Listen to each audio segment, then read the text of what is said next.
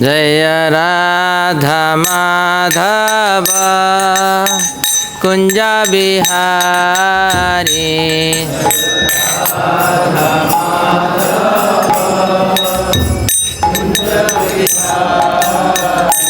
जय गोपी जन वल्लभ गिरिवरधारी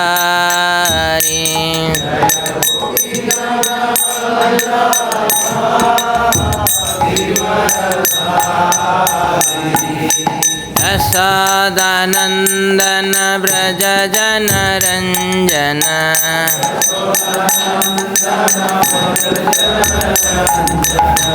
यमुना तीरावन चारी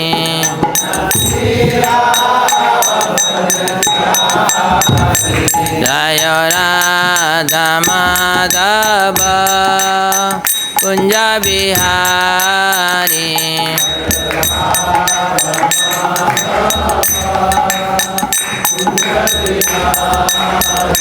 जय राधा माधव कुंज बिहारी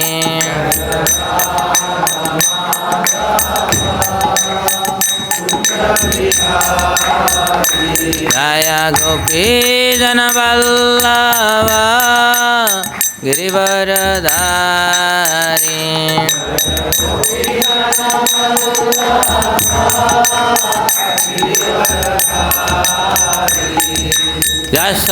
यशोदानंदन ब्रज जन रंजन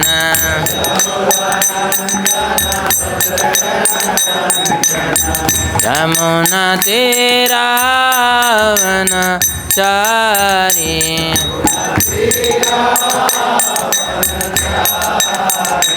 जय राधा माधव कुंज बिहारी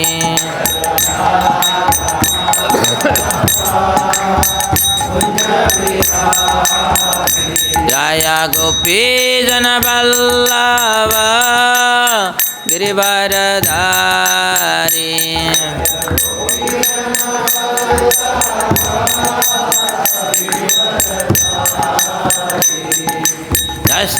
यशोदानंदन ब्रज जन रंजन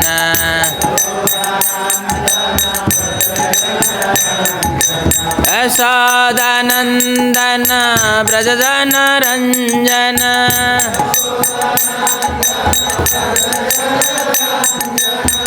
यमुना तीरावन चारी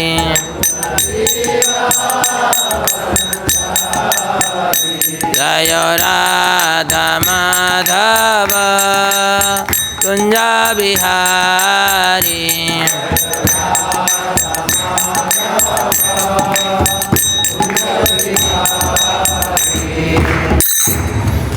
जय विष्णुपाद परमहंस परिव्राजकाचार्य स्तोत्र स्तोत्र श्रीमद्भागवत सभा चरणारविंद भक्तिवेदांत स्वामी श्रीला प्रभुपाद की जय। जय विष्णुपाद परमहंस परिव्राजकाचार्य स्तोत्र स्तोत्र श्रीमद्भागवत श्रीला भक्ति सिद्धांत सरस्वती ठाकुर महाराज प्रभुपाद की जय। अनंत कोटि वैष्णव वृंद की जय। नामाचार्य श्रील हरिदास ठाकुर की जय। प्रेम से कहो श्री कृष्ण चैतन्य प्रभु नित्यानंद श्री अद्वैत गदाधर शिवासदि गौर भक्त वृंद की जय। श्री श्री राधा कृष्ण गोप गोपीनाथ श्याम कुंड राधा कुंड गिरि गोवर्धन की जय। वृंदावन मथुरा धाम की जय। श्री श्री मायापुर नवद्वीप धाम की जय। श्री श्री पुरुषोत्तम क्षेत्र जगन्नाथपुरी धाम की जय। श्री श्री कृष्ण बलराम श्री श्री राधा श्याम सुंदर श्री श्री गौणताय की जय। भक्ति देवी तुलसी महारानी की जय। गंगा मई की जय। यमुना मई की जय। सामवेद भक्त वृंद की जय। हरिनाम संकीर्तन यज्ञ की जय।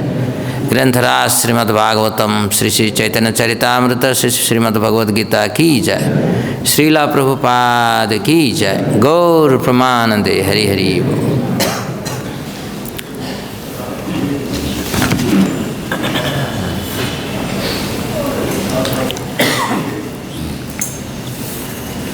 जय जय श्री चैतन्य जय नित्यानंद जय अद्वैत Advaita Chandra Jaya Gaur Bhakta Vrinda. Jaya Jaya Sri Chaitanya Jaya Nityananda. Jaya Advaita Chandra Jaya Gaur Bhakta Vrinda. Jaya Jaya Sri Chaitanya Jaya Nityananda. Jaya Advaita Chandra Jaya Gaur Bhakta Vrinda.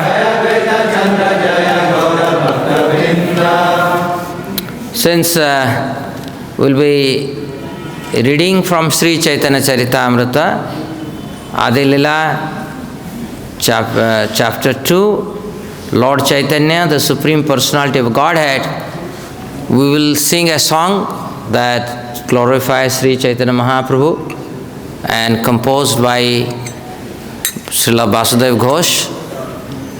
I hope you can follow me.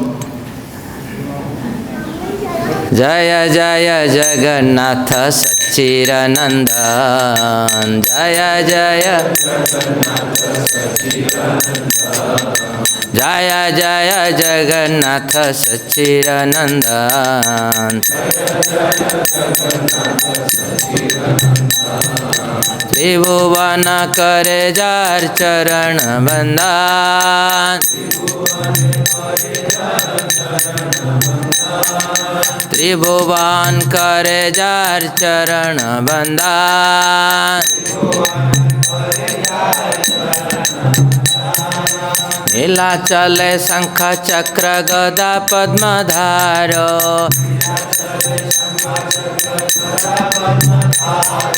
Nadiya nagare danda kamandalukara.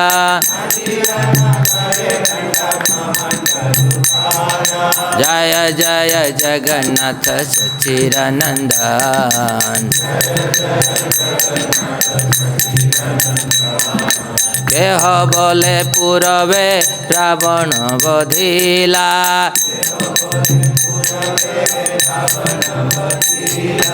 Olokera vaibhav lila prakāśa karila.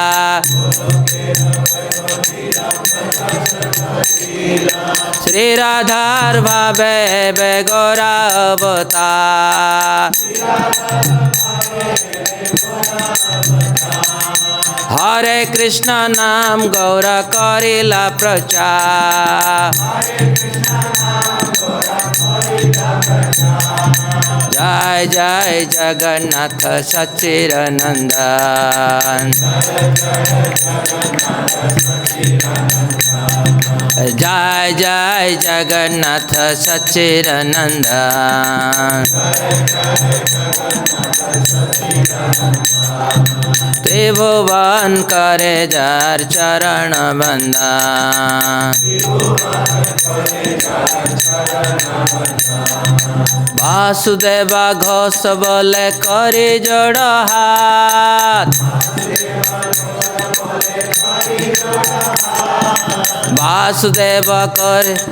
Vasudeva Ghosh bole kari joda hath. Jai Gaur Sai Krishna Sai Jagannath. Jai Gaur Sai Krishna Sai Jagannath. Jai Jai Jagannath Sachiranandan. Jai Jai Jagannath Sachiranandan.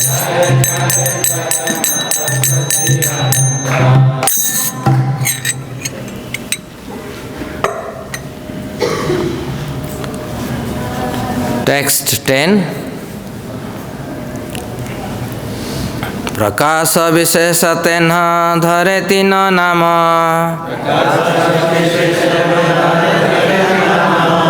Brahma Paramātmā svayaṁ-bhagavān. prakāśa-viśeṣe teṅha dhareti nāma brahma Paramātmā svayaṁ-bhagavān prakāśa-viśeṣe teṅha dhareti nāma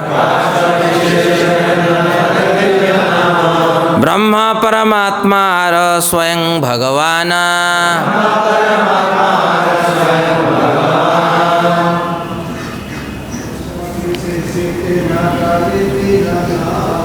prakāśa-viśeṣe teṅha dhareti nāma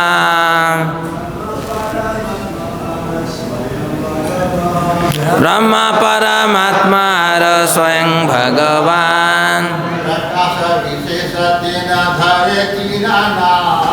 prakāśa-viśeṣe teṅha dhareti nāma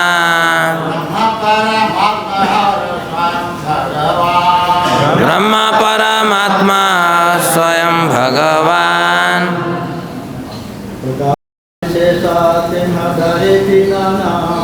prakāśa-viśeṣe teṅha dhareti nāma brahma Paramātmā svayaṁ-bhagavān prakāśa-viśeṣe teṅha dhareti nāma brahma Paramātmā svayaṁ-bhagavān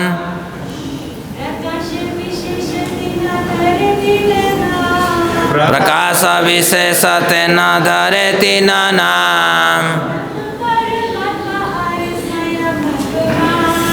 brahma Paramātmā svayaṁ-bhagavān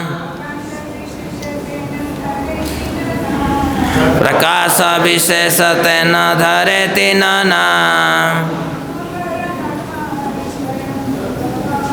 brahma Paramātmā svayaṁ-bhagavān prakāśa of manifestation viṣeṣe in variety teṅha he dhare holds tīna three nāma names brahma Brahman Paramātmā Paramātmā Ara and Swayam himself Bhagavan the Supreme Personality of Godhead. Translation and purport by His Divine Grace Abhay Charanaravinda Bhaktivedanta Swami Śrīla Prabhupada. Śrīla Prabhupada ki.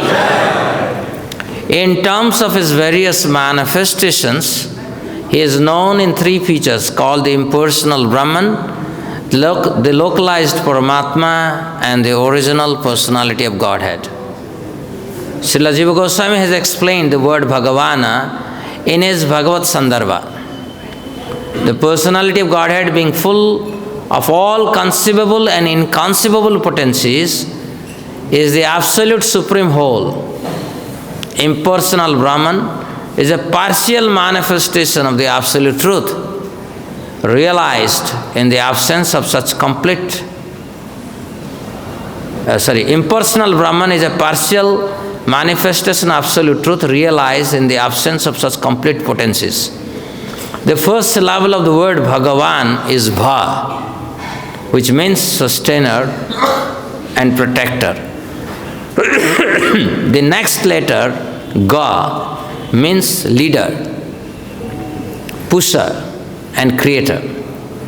Ba means dwelling.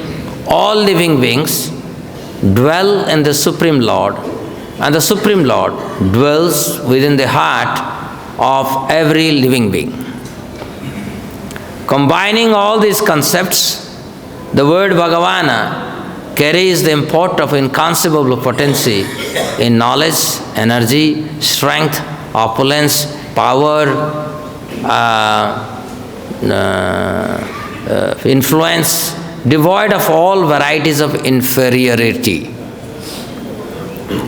Without such inconceivable potencies, one cannot fully sustain or protect Our modern civilization is sustained by scientific arrangements devised by many great scientific brains. We can just imagine, therefore, the gigantic brain whose arrangements sustain the gravity of the unlimited number of planets and satellites, and who creates the unlimited space in which they float. If one considers the intelligence needed to orbit man-made satellite, one cannot be fooled into thinking that there is not a gigantic intelligence responsible for the arrangement of various planetary systems. There is no reason to believe that all the gigantic planets float in space without the superior arrangement of the superior intelligence. The subject is clearly dealt with within the Bhagavad-gītā 15.13, where the personality of Godhead says, I enter into each planet, and by my energy they stay in orbit. Were the planets not held in the grip of the personality of Godhead, they would all scatter like dust in the air. Modern scientists can only impractically explain this inconceivable strength of the Supreme Personality of Godhead. The potency of the syllable bha, ga and va apply in terms of many different meanings. Though his different potent agents, the Lord, through his different potent agents, the Lord protects and sustains everything. But he himself personally protects and sustains only his devotees, just as a king personally sustains and protects his own children, while entrusting the protection and sustenance of the state to various administrative agents. The Lord is the leader of his devotees, as we learn from Bhagavad-gītā, which mentions that the personality of Godhead personally instructs his loving devotees how to make certain progress on the path of devotion and thus surely approach the kingdom of God. Tesam satataiktanam bhajatam priti purvakam tadami buddhi yogam tam yena mam upayanti te. The Lord is also recipient of all the adoration offered by his devotees, for whom he is the objective and goal. For his devotees, the Lord creates a favorable condition for developing a sense of transcendental love of Godhead. Sometimes he does this by taking away a devotee's material attachment by force and baffling all his material protective agents. For thus the devotee must completely depend on Lord's protection. In this way, the Lord proves himself the leader of his devotees. The Lord is not directly attached to the creation, maintenance and destruction of this material world, for he is eternally busy in the enjoyment of the transcendental bliss with paraphernalia composed of his internal potencies. Yet as the initiator of the material energy, as well as marginal potency, the living being, he expands himself as the Purusha Avatara, who are invested with potencies similar to his. The Purusha Avataras are also in the category of Bhagavat Tattva because each and every one of them is identical with the original form of the Personality of Godhead. The living entities are his infinitesimal particles and are qualitatively one with him. They are sent into this material world for material enjoyment. The example of a temporary fair is quite appropriate in this connection. If the citizens of a state assemble in a fair to enjoy for a short period, the government deputes a special officer to supervise it. such an officer is invested with all the governmental power, and therefore he is identical with the government. When the fair is over, there is no need for such an officer, and he returns home. The Paramātmā is compared to such an officer. The living beings are not at all. The living beings are not all in all. They are undoubtedly parts of the Supreme Lord and are qualitatively one with Him, yet they are subject to His control. Thus, they are never equal to the Lord or one with Him. Lord who associates with the living beings is the Paramātmā, or Supreme Living Being. No one therefore should view the tiny living beings and the Supreme Living Being to be on an equal level. The all-pervading truth that exists eternally during the creation, maintenance and annihilation of the material world, in which the living beings rest in trance, is called Impersonal Brahman. Namo Vishnu Padaya Krishna Prasthaya Bhutale Srimate Bhakti Vedanta Swami Niti Namine Namaste Saraswati Deve Gaurvani Pracharine Nirvishesha Sunyavadi Pasyat Deshatarine Sri Krishna Chaitanya Prabhu Nityananda Sri Advaita Gadadhara Srivasadi Gaur Bhakta Vranda. Hare Krishna, Krishna Krishna, Hare Hare, Hare Rama, Rama Rama, Hare Hare. Thank you very much for joining in the morning Bhagavatam discussion. Today is the discussion from Chaitanya Charitamrita. I am very blessed in the assembly of all great Vaishnavas, and some of you are my spiritual mentor, worshipable mentors. And so I am feeling very blessed to be here and to narrate this wonderful topic that is being discussed.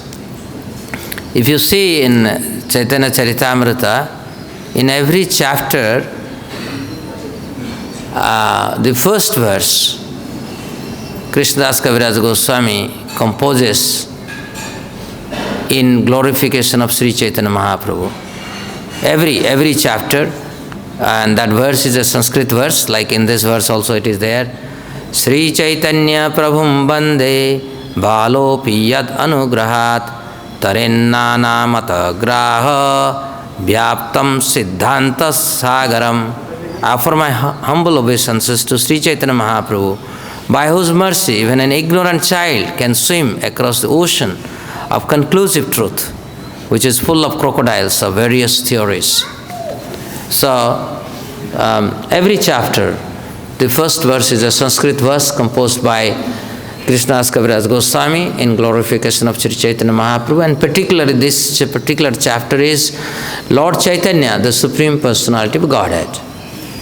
And we are in a verse where the concept of the absolute truth is understood by different spiritual practitioners is explained. In fact, the next verse will be Vadanti tat tattva vidas tattvam yadjnanam advayam brahmeti paramātmēti bhagavāniti sabdyate.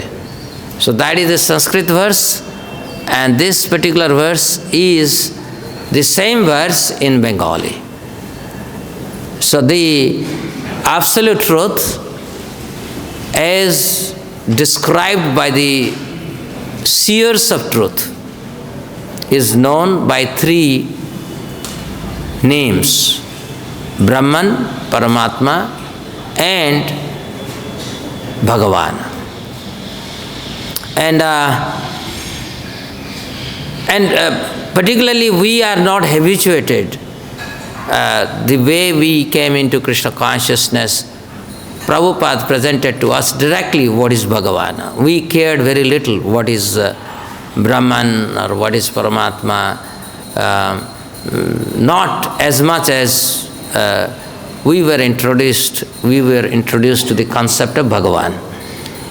And hence we probably cannot really give a description of Brahman aspect of the Absolute Truth as Jnanis would do, or the description of Paramātmā as Dhyanis would do. We will not be able to do because we are not so much trained in that particular school, because we are very privileged to come to a school where we directly learn the subject matter called Bhagavan. Now the Brahman realization is a process where we insulate ourselves from the material consciousness. Basically, we separate our consciousness from everything material. So when one gets situated in self, in that state, one sees oneself as an aspect of the totality of Brahman, which is pervading all across both spiritual sky and material sky. And hence there is a sense of oneness with that all-pervasive effulgence of Krishna's bodily rays. So this is where the highest destination of a Jnani can reach. Whereas Dhyanis who are constantly meditating on the Paramātmā feature, they also insulate themselves from the material consciousness. But the Dhyanis have the ability to have the information that they are even surprised. The Dhyanis, although they have insulated themselves from the totality of material existence in terms of 24 elements, but still they get information. And they try to look out for the source of that information, and there they see the source as Paramātmā, who can give them the information of past, present and future. And that is why when Durvasa was running after his life because being chased by Sudarshan Chakra of Lord Vishnu, when he approached Lord Shiva for the shelter, Lord Shiva said, I cannot give you this shelter because I also am influenced by the three modes of material nature, as much as Brahma, Narada, Asuri. He took many names who are Trikalagya, who can know past, present and future. So there are many within this universe who can know past, present and future through the via media of Paramātmā. So that is where the Paramātmā realization comes into picture. But in Paramātmā realization, even Dhyanis, they merge themselves. They like to merge themselves with Paramātmā. So that is again, so both Brahman realization and Paramātmā realization, both are impersonal, they both belong to the impersonal school. So only school, personal school is Bhagavana. So, and as Prabhupada is giving a very elaborate definition of Bhagavan. Of course, we have heard Bhagavana by Parasara, King Parasara, who gave the Bhagavan definition, Bhaga means opulence and Ban means possessor of all opulence. Whether it is power, strength, knowledge, renunciation, wealth, everything in 6 opulences. But here Prabhupada gives the definition of Va, Ga and Ba. So he talks about Va as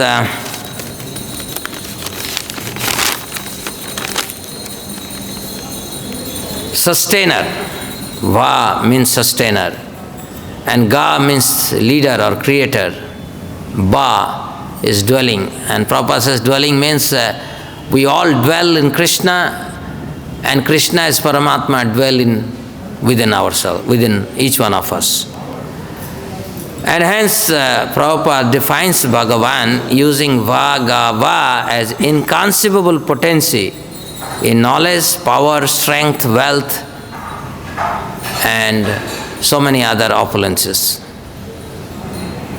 Prabhupada also says that his opulence is so much that there was no space and there was no space before the creation. There was no space. So space has to manifest and it has to expand. And it has to expand to accommodate thousands of planets, including Earth planet. And Prabhupada is quoting a verse from Bhagavad-gītā, 15th chapter, 13th verse. Gam avishya cha bhutani dharayami aham ojasa pushnami ausadhi sarva soma bhutva rasatmakam. So, gam avishya cha bhutani. Avishya means entering. Gam means the planetary system. Dharayami aham ojasa. So he enters within each planet and makes each planet to float within this space.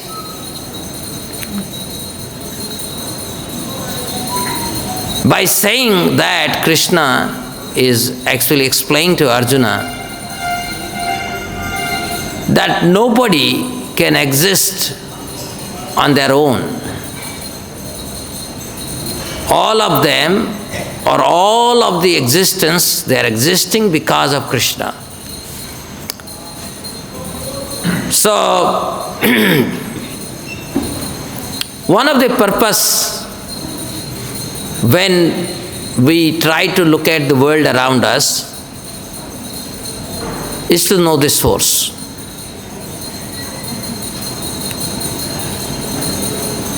If we know everything, but we don't know the source, then we are ignorant. And this is defined in chapter 7 of Bhagavad-gītā in verse number 2, where Śrīla Prabhupada is saying, Jnana Vijnana. Krishna is telling to Arjuna that I will speak to you both Jnana and Vijnana. So Jnana is knowledge and Vijnana is the source of that knowledge. Suppose we have knowledge, but we don't know the source of that knowledge, then that knowledge will certainly be misused. When we know the source, then we will know the knowledge for whom it is meant for. So all forms of knowledge are meant to understand the source. Or just like Krishna says, Vedesya sarvair ahamaiva vedya. So the source or Krishna is to be known by all methods. But when we look at the creation, how do we see the creation, the process of creation? Janmadi yasyataha anvayadi taratas charthesu abhigya swarat. So how we see that whole process? Some people understand that whole process through Brahman, some by Paramātmā, some by Bhagavan. And this whole process have been explained by Prabhupada by two analogy. One analogy is there in Bhagavatam, I think in 3rd canto. And one analogy he gives, literally many purports Prabhupada gives, is how do we look at Brahman, Paramātmā and Bhagavan realization. He says that when we see the sunlight, that is the Brahman realization, and when we reach the sun sphere, the surface of the sun, then that is Paramātmā realization. And when we really enter into the sun planet, see the sun god and the varieties there, that is Bhagavan realization. Then the another analogy is given about Paramātmā, Bhagavan and Brahman realization is that when you look at a hill from a very distance, it is like a cloud bubble. And then particularly if you are flying over the Himachal or Uttarakhand, you will really see this. It's just like a cloud bubble. And when the plane starts landing, then you will start seeing there is actually a hill. So this cloud bubble is kind of Brahman realization. When you start seeing the hill, that's Paramātmā realization. And when you land, then you see this is not only hill, there are hill resorts, there are airports, there are people, there are varieties of things happening, varieties of activities are happening. Then or that analogy tells us that is where we reach the end of our realization called Bhagavan. So this idea of Brahman, Paramātmā and Bhagavan is simply a progressive realization of the nature of the Absolute. So Absolute is a person, is understood last. But it has been reversed for us that we are understanding the Absolute first. I mean, Absolute as a person first, because that is how our Acharya, Srila Prabhupada, revealed to us. And all Vaishnava lineages, they teach us that Absolute Truth is a person, Supreme Person. And of course, if we read Bhagavad-gītā, in every chapter, literally in every verse, Krishna says he is a person. So if we read Bhagavad-gītā, the personality of Krishna is very crystal clear. It is as dazzling as the sunlight. So why we are so confused that the Absolute Truth is impersonal? It is because of our own imaginative mind. We are so tiny.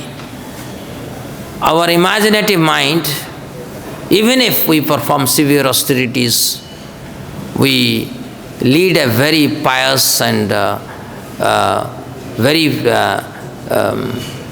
sacred life. Even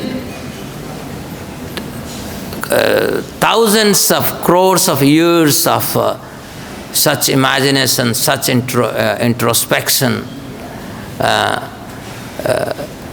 cannot make us to appreciate the Absolute Truth as a person, because we are giving emphasis on the ability of the self. So when we are trying to understand the Absolute Truth by our own endeavor, so that's where we can reach where we see Krishna as impersonal. That means there is no rasa. We are still, because the whole process of a jnani and dhyani is not really receiving the krupa of the absolute truth. There is nothing there that we have to seek the grace of the absolute truth. Because the whole process is our ability to separate transcendence or the divinity from matter. And hence, we only can, at best we can go to the level of the localized aspect of Bhagavan, which is Paramātmā. As Bhaktisiddhanta Saraswati Thakur explains in the purport of Brahma Samhita verse,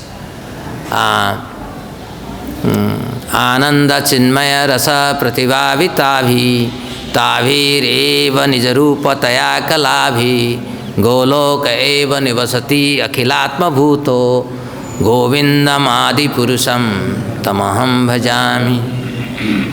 So in the purport, Bhaktisiddhanta Saraswati Thakur says that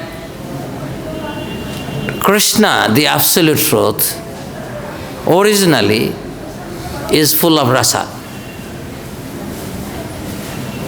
He is made up of Ananda rasa.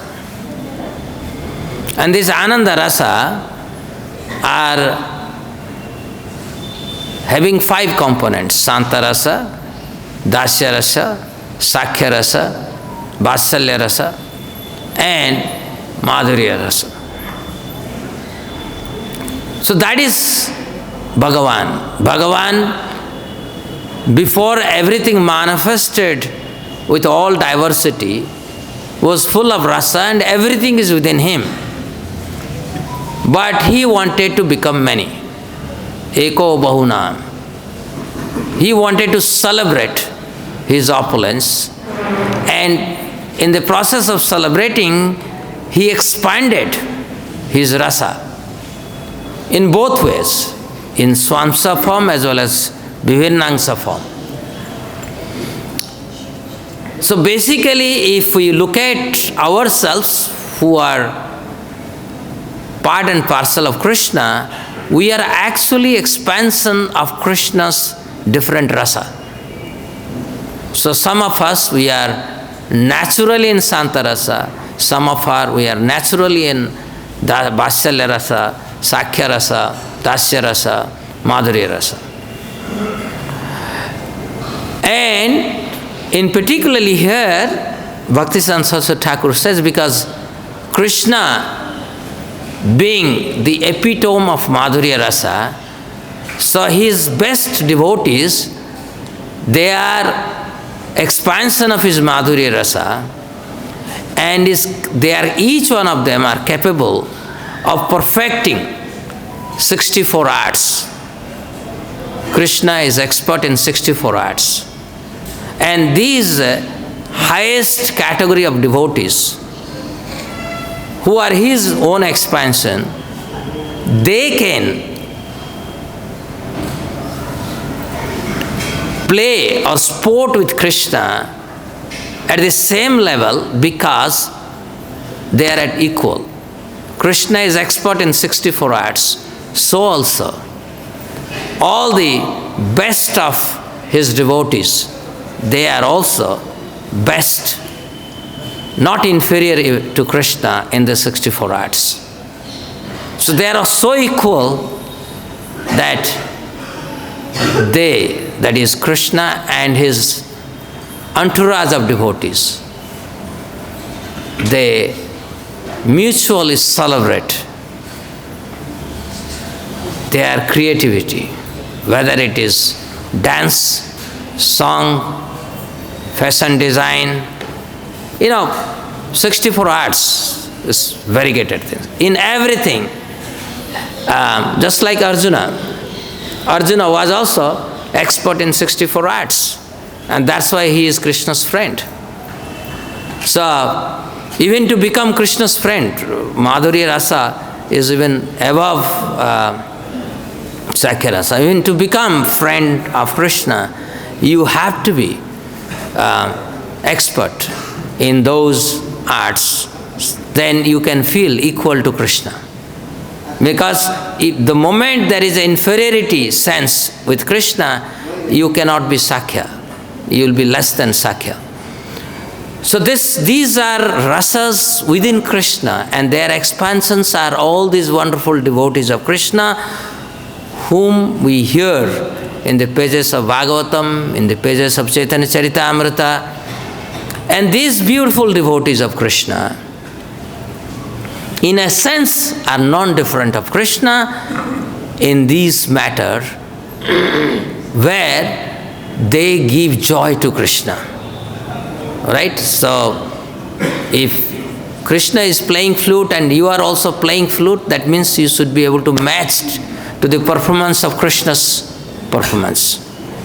Then only you can, with synchronizing with his leg, with his shoulder to your shoulder, with his leg to your leg, with his feet to your feet, you can really feel part of that very divine, august assembly of Krishna's entourage. So this is Bhagavana. Bhagavana means, as Prabhupada says in the Purport, even in the matter of creation, that is janma adi asya, creation, maintenance and destruction, Krishna is not really interested in that. He does it through his Purusha avatara. So that is Mahavishnu, Garbhodakasa-Vishnu and Kirodakasa-Vishnu. So Krishna as a Bhagavana, Sadavishwarya Purusha, he dwells in Goloka Vrindavan with best of his devotees, each of them equally capable as Krishna is. And at a same level, they engage in this celebration of their divine opulence. Whereas within this material world, we do not see such opulence of Krishna, because Krishna very rarely comes. I was 2 days back, I was in Hyderabad, and I was mixing many of the small kids, many devotees there. I asked them, whom do you like? And in 100%, not a single person said Krishna. All of them, they said Nrsimhadev or at best Rama. And it is not that we are able to say that we know Krishna. But if you look at the South Indian history, it is all Vishnu culture. You know, in their blood, Vishnu is so penetrating that for them to go beyond Vishnu, idea of Vishnu is very, very tough. And all the incarnations that we hear, in that incarnation, the aspect of Vishnu is mostly visible. Like for example, we have been hearing Bhagavatam 2nd canto, where Brahmaji is narrating, because Narada asked the question, please explain who is the Supreme? Are you or somebody else? And what is the process of creation? So when Brahmaji explained, and then he said, Narada, that we cannot really understand Krishna until and unless we are freed from all kind of ineverities that we have within our heart. And the worst form of ineverity that we have is that the sense of actor, the false ego. And then he says that, Narada, I am going to now explain to you many beautiful incarnations of Lord, by which this idea of actorship, that we are the doer, can be annihilated. Because as long as this doership is within us, the false ego is within us, we cannot really appreciate Krishna as Bhagavan. So he started with Varahadev. So if you look at these pastimes, like for example Varahadev, Hiranyakya has dragged Earth planet from her orbit and pushed the Earth planet within the nadir of Garbhodaka ocean. So if you look at the entire planetary system, entire Brahmanda, 50% of Brahmanda is filled with water. So if you look at the depth of Garbhodaka ocean, minimum is $2 billion. 2 billion miles, the depth. Because that's how. And the earth has fallen into depth of that ocean. So when Brahmaji was called, he was wondering how to do it. With all his intelligence, he is not able to comprehend, is there a process? Because he probably never thought that such a thing can happen, that earth can be taken away from her orbit and pushed into the Garbhodaka ocean.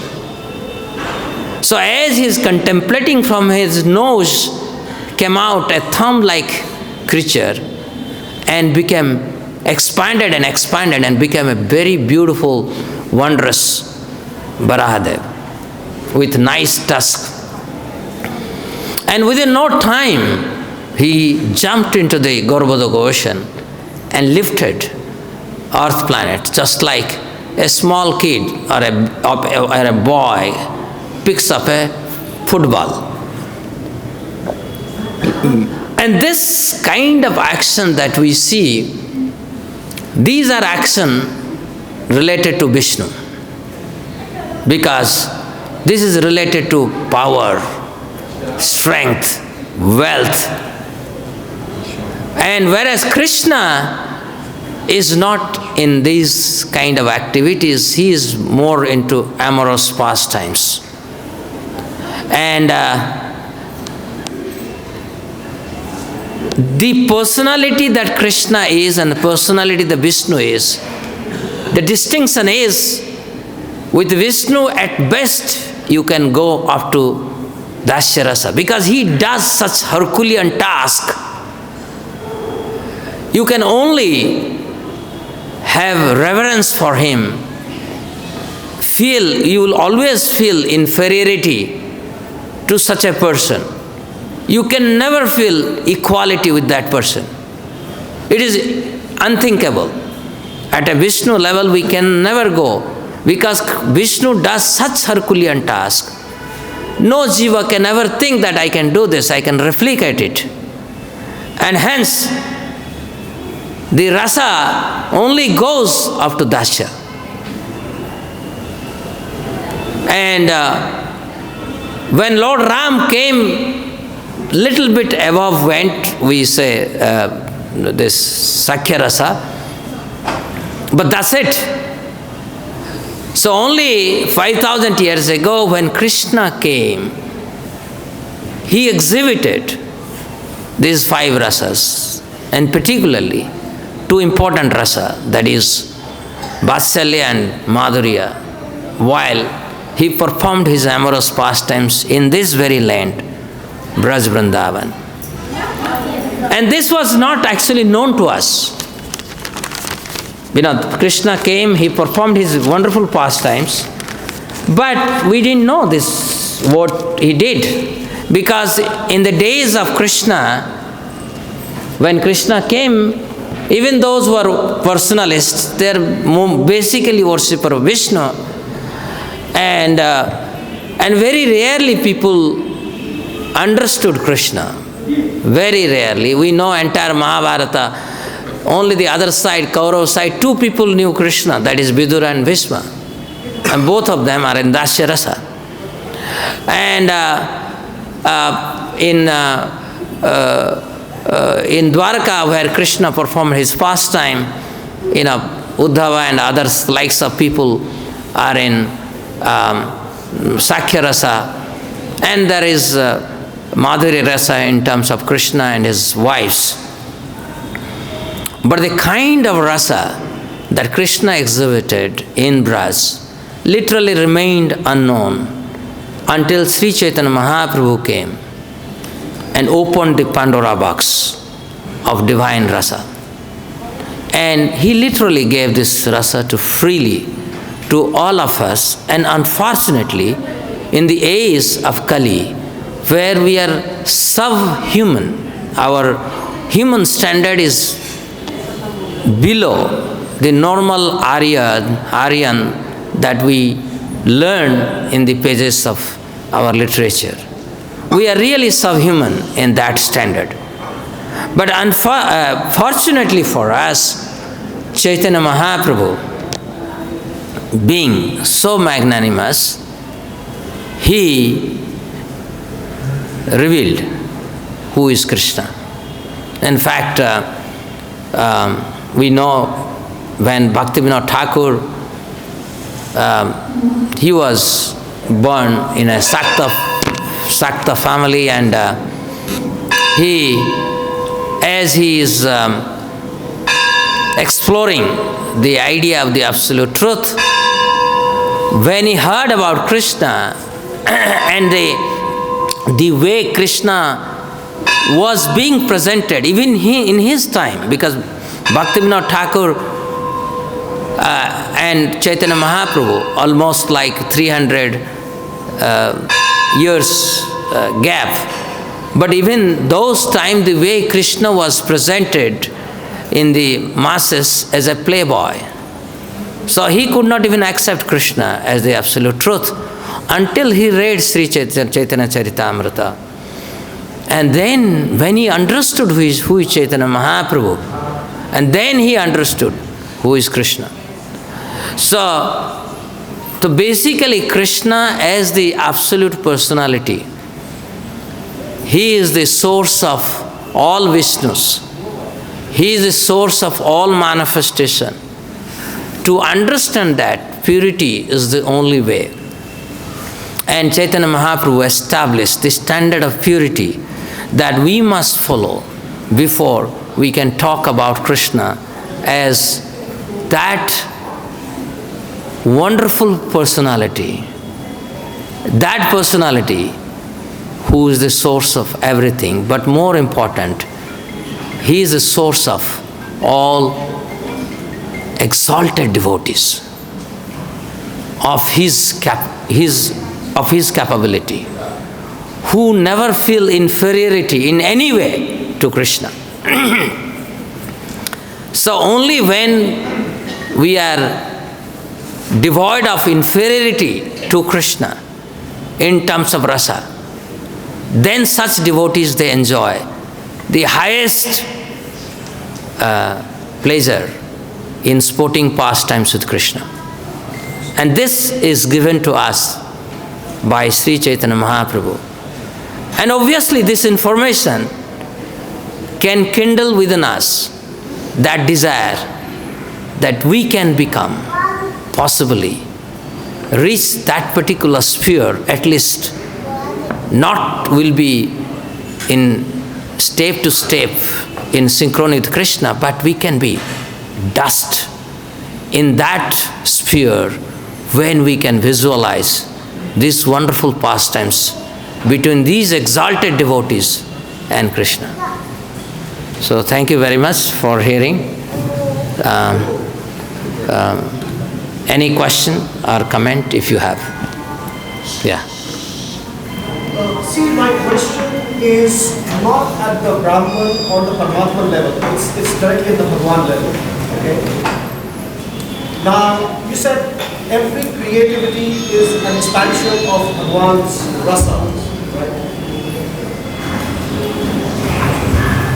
So,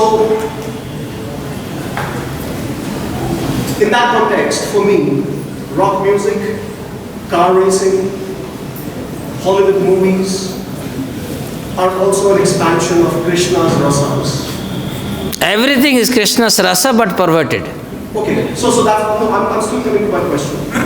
So for me, all of that is Krishna's rasas. And I'm talking at the Bhagwan level, okay? Now, see, there's a lot of slaughter happening in the world right now, okay? Despite all the efforts, people are not listening, okay? Why? Because people are interested in rock music, car racing. So why not give them that knowledge that even car racing is Krishna, even rock music is Krishna. And when you do that, at least you can stop slaughtering. You know, you can get them to stop eating meat. Okay, they won't do kirtan, they won't do chanting, no problem. At least they'll stop eating meat, right? So why not do this? Whichever way you can present Krishna to others, it is your intelligence, your creativity. You pray to Krishna. Everybody will derive their strength from Krishna to present Krishna to others. Every situation demands a different way to present Krishna to the audience. Right? See, the point I'm trying to make is, see, I would want to do it, okay? But if I start now, maybe I'll take 10 years to become a global, right, a global organization which can preach Krishna and... Why you have to make a separate organization? So the point I'm trying to make is, why doesn't ISKCON do it? So that, you know, I don't have to reinvent the wheel. Maybe I can move on to another planet and do some other... So I'll discuss that point later of this class. Let me take some other question. Yes.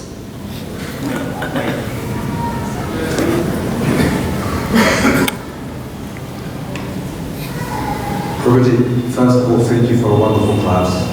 Really nice. If you can please go ahead and correct me if I'm wrong, if I understand. Up to now, I understood that the Brahman in the spiritual world actually consists of jivas, maybe an expansion of Paramātmā also.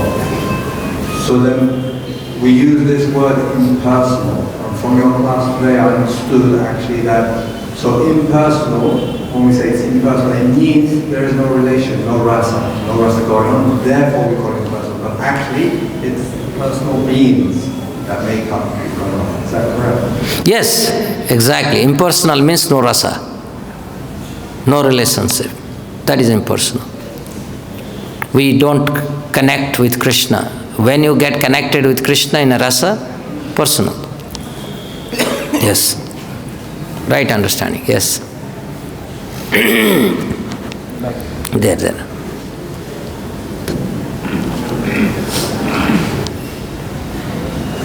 Thank you very much for the class. You mentioned that because Vishnu does these superhuman activities like raising the earth from the depths of the Arctic Ocean, that people don't have that sense of equality. But even here in Vrindavan, Krishna lived at Govardhan Hill. He was killing demons every day, big demons and stuff. How did the Brijvasis adjust that to still have that intimate love and loving exchange with Krishna? That is a very nice and beautiful question. Thank you so much for that question. Yeah, there are two things here. This killing of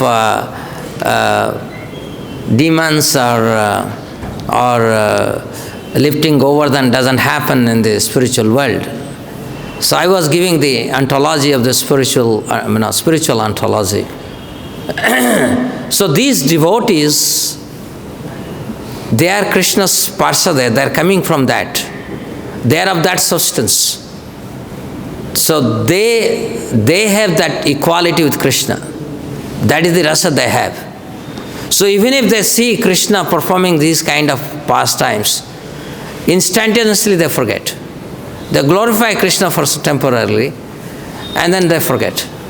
Because their love for Krishna overwhelms the knowledge that they just saw. The other aspect is that when Krishna performs all these pastimes, he doesn't perform. It is his expansion of Vishnu again performs those pastimes. Krishna, that is how our acharyas has explained. Maharaj, would you like to give some comment on this? Yes, so this is, did I give you the answer? Thank you very much.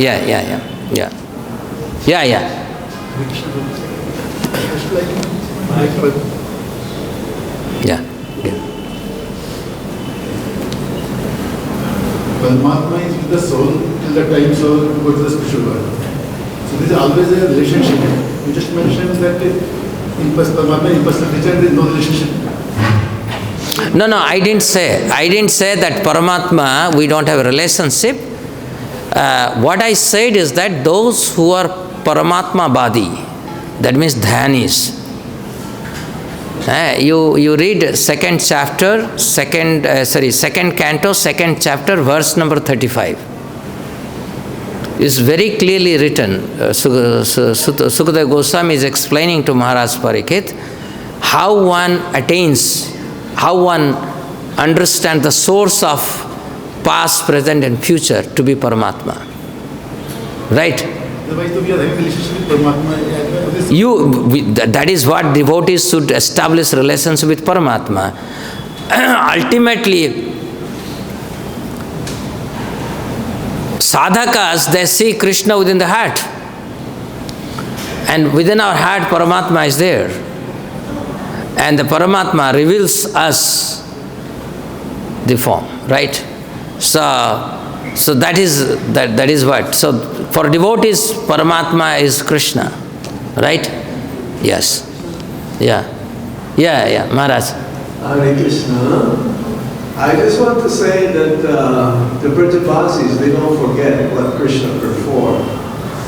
Because they will write songs, they will compose songs. Right. In those activities. And during the whole day, they will sing those songs. They will remember what they did. But because of the Yoga Maya covers the real identity, that whether Krishna is God or not, they don't care. Correct. Nice. Yeah. Maharaj. Thank you very much. Is Paramatma also has a form? You mentioned that Paramatma is also impersonal. No, I didn't say Paramatma is impersonal. I am saying the Dhyanis who meditate on Paramatma, who actually realize Paramatma feature, they try to merge themselves with the Paramatma. So that's why I said both Dhyanis and Jnanis, they belong to impersonal school. That's what I said. Yeah. Right. Thank you. And what actually Paramatma Bhadi is with a Brahma? Brahma Bhadi is Vajra Brahma Jyoti, and the yogis. Yeah, yogis Paramatma. Yeah. Dhyani or yogis are Paramatma. Can we hear the question? What is the destination, Vedas? What happens to the... Oh, what happens? This is all impersonal liberation. In both Dhyanis and Jnanis, they only attain impersonal liberation. And Prabhupada in many purport says, by fortune, when they meet a devotee, they become a devotee. Just like Durvasa. He was Paramatma realization, but by having the fortune of association of Ambarisha Maharaj, he became a first-class devotee. So, otherwise, they remain in impersonal liberation.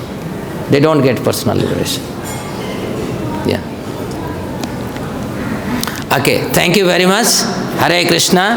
Vancha kalpatarvesya kripa sindhuvevacha patitanang pavanebhyo vaishnavebhyo namo namaha.